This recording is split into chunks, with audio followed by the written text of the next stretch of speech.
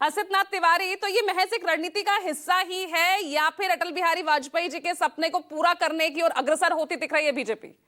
कि भाई बीजेपी के नेतृत्व में कह तो रहे हैं कि नीतीश के नेतृत्व में चुनाव लड़ेंगे, लेकिन मुख्यमंत्री जो है वो आपकी पार्टी का होगा।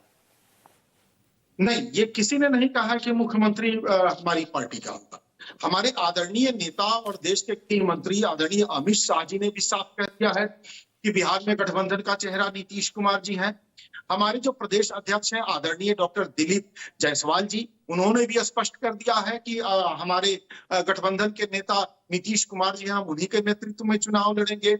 हमारे जो उप मुख्यमंत्री हैं आदरणीय सम्राट चौधरी जी, उन्होंने भी साफ कर दिया कि इतने पार्टी के इतने वरिष्ठ नेताओं ने जब स्पष्ट कर दिया है तो फिर इसमें इधर उधर की बात करने का कोई मतलब नहीं है। देखिए, ये अफवाह क्यों उड़ाई जा रही, क्योंकि महागठबंधन की समस्या यह है कि कांग्रेस के लोग कह रहे हैं कांग्रेस का मुख्यमंत्री होना चाहिए, बाकायदा बयान जारी कर करके राजेश राम का नाम उछाला जा रहा है। पप्पू यादव कह रहे हैं मैं खुद ही मुख्यमंत्री का चेहरा हूं। तो वो उनके यहाँ कंफ्यूज, तेजस्वी जी को सामने आना पड़ा। उन्होंने तो एक कार्यक्रम में कह दिया कि आप लोग मुझे मुख्यमंत्री बनाइए।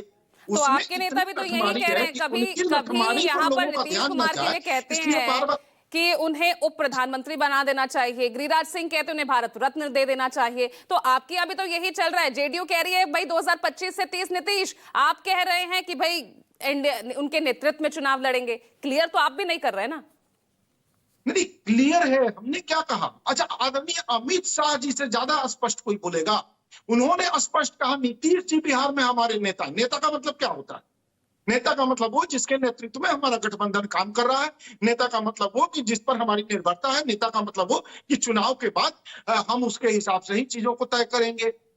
आदरणीय सम्राट चौधरी जी कह चुके हैं, आदरणीय डॉक्टर दिलीप जायसवाल जी कह चुके हैं। फिर मेरे उनके कहने का कोई मतलब नहीं है, स्पष्ट है।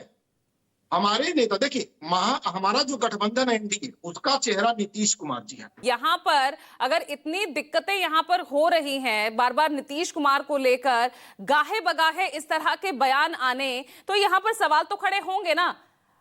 आप महागठबंधन पर सवाल उठा रहे हैं, लेकिन यहाँ तो खुद भी अब उन सवालों से बच नहीं रहे हैं। पूजा जी, मैं दो बातें कहूंगा। एक तो शुरुआत में आपने जिक्र किया कि महाराष्ट्र मॉडल।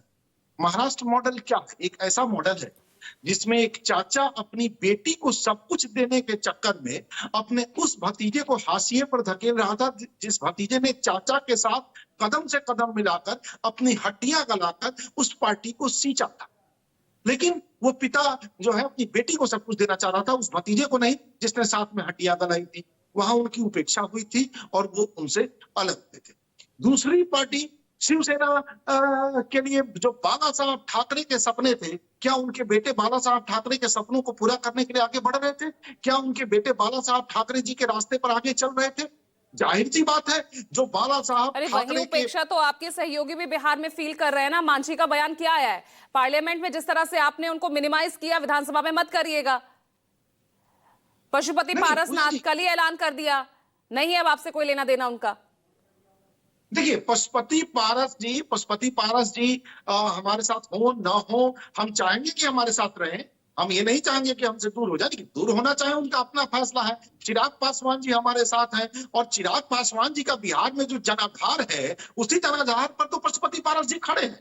उनका अपना जनाधार क्या है? वो तो भाजपा ने उनको इज्जत दी, भाजपा ने उनको बड़े पद पर बैठाया और आज वो भाजपा से अलग होना चाह रहे हैं। उनकी अपनी मर्जी, उसमें कुछ नहीं कर सकते हैं। जीतन राम मांझी जी डट के हमारे साथ खड़े हैं। जीतन राम मांझी जी को लेकर हमें कोई कंफ्यूजन नहीं है। वो जो महाराष्ट्र मॉडल की बात हो रही थी, उस पर मैं कहती हूँ, तो क्या आपको लगता है कि नीतीश कुमार नहीं, जीतन राम मांझी यहाँ से 25 से 30 सीटों पर चुनाव लड़ने की बात कर रहे हैं, देंगे क्या उन्हें? हाँ जी पूजा जी, 20 से 25 सीटें मांगने की बात कर रहे हैं मांझी। हम तो कह रहे हैं 2025 फिर से नीतीश, किसको कंफ्यूजन है? और काहे का महाराष्ट्र मॉडल? ना तो नीतीश जी लोहिया जी के सपनों को कुचल के आगे बढ़ रहे हैं और नवल जी, क्या यहाँ पर जेडीयू के लिए अब इस वक्त ठीक है